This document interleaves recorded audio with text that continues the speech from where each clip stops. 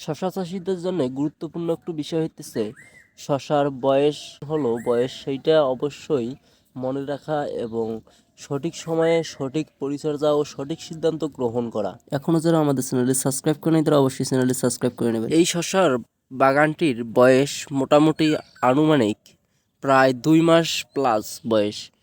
তো আপনারা সকলে দেখতেছেন যে শশার গাছগুলোর মধ্যে অনেক ডালপালা ভেঙে দেওয়া হয়েছে।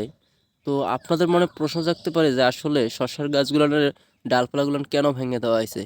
তো একটা গাছ যখন মোটামুটি একটু বয়স্ক হয় তখন গাছটার ফলন অধিক পরিমাণে কমে যায় এবং এরকম দেখবেন যে আপনারা যতই কীটনাশক প্রয়োগ করেন এরকম রোগটা ছাড়বে না।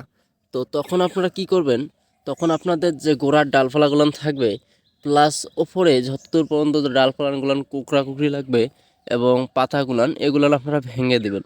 তাহলে এখান থেকে আস্তে আস্তে আবার হোকা ছাড়বে, এই হোকা বা কুশি দিবে, এই কুশি থেকে এই যে নতুন কুশি দেখতেছেন এই কুশি থেকে আবার আপনারা ফলন নিতে পাবেন।